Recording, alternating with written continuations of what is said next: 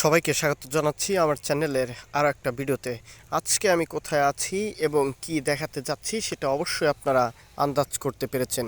আমি চলে এসেছি গ্রাম বাংলার ঐতিহ্য স্বর্ণালী অঙ্গরে রাঙানো সরিষা ক্ষেতে এবং এর পাশাপাশি এখানে রয়েছে আলু ক্ষেত। অর্থাৎ এখানে এই যে জায়গাটা দেখতে পাচ্ছেন এগুলো কিন্তু সম্পূর্ণই আমি আমার ছোট ভাই মিলে রোপণ করেছি।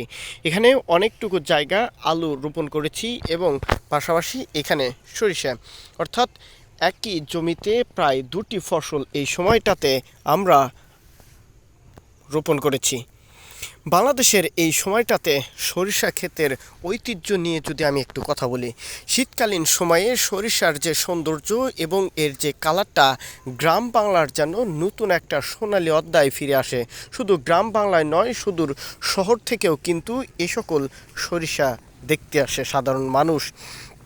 সরিষা গাছের গুণাগুণ সম্পর্কে যদি আপনাদের সামনে একটু তুলে ধরার চেষ্টা করি তাহলে আপনারা জানতে পারবেন আজব এক কাহিনী। এটা দিয়ে শুধু তেল বের করা হয় না, এই সরিষা গাছের শাক কিন্তু সাধারণ মানুষ খেয়ে থাকে। যদিও বাংলাদেশে এর প্রচলনটা খুব একটা বেশি নেই, কিন্তু ইতিমধ্যে আমরা জানতে পেরেছি যে সরিষা গাছের সবজি হিসাবে ব্যবহার করে দারুণ উপকার পাওয়া যায়। আপনারাও এটা ব্যবহার করতে পারবেন। এবং আরেকটা বিষয় যেটা আমি আপনাদেরকে দেখাতে যাচ্ছি, যে এখানে এই সরিষা গাছের মাছ বরাবর যে জায়গাটুকু আছে এখানে কিন্তু আমি আলু রোপণ করেছি। অর্থাৎ এই বড় গাছগুলো যেখানে দেখতে পাচ্ছেন এটা হচ্ছে সম্পূর্ণ ফার্ম। এবং এখন নিচে আপনাদেরকে একটু দেখাতে যাচ্ছি, এটা কিন্তু একদমই হচ্ছে লাল, এটা আরও কিন্তু বড় হবে।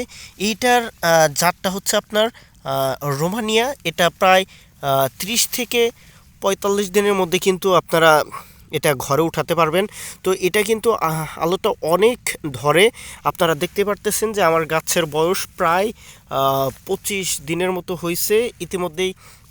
এরকম উপর দিয়ে উঠে এসেছে আলুগুলো এবং নিচেও কিন্তু অনেক আলু আছে, যেগুলো আপনাদেরকে যদি আমি একটু দেখাতে যাই, যে দেখেন এই যে একটা দেখায় আপনাদেরকে, এই যে দেখতেই পারতেছেন যে এখানে কি পরিমাণ আলুগুলো আমার গাছে ধরেছে।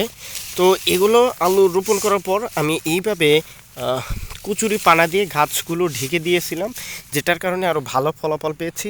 এবং এখানে আরও একটা, অর্থাৎ আমি 3টা জাতের আলু রোপণ করেছি। একটা ফার্ম, একটা হচ্ছে রোমানিয়া এবং আরেকটা হচ্ছে আপনার দেশি শিলগোটা, যেটা সেটা হচ্ছে এই যে এইখানে।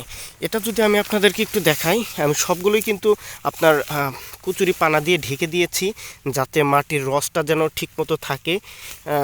যদিও আমার জমিতে একটু ঘাসের পরিমাণ বেশি হয়েছে, এরপরেও মানে এই যে এটা হচ্ছে আপনার সম্পূর্ণ দেশি একটা আলু, যেটা হচ্ছে শিলগোড়া নামে পরিচিত।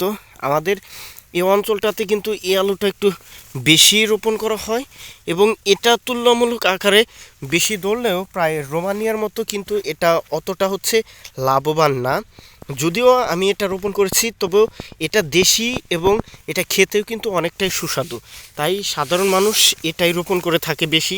আমি যদি আরেকটা গাছ আপনাদেরকে দেখাই, এই যে দেখেন এটাতে কিন্তু প্রায় আমার আলু মাত্র আসতেছে।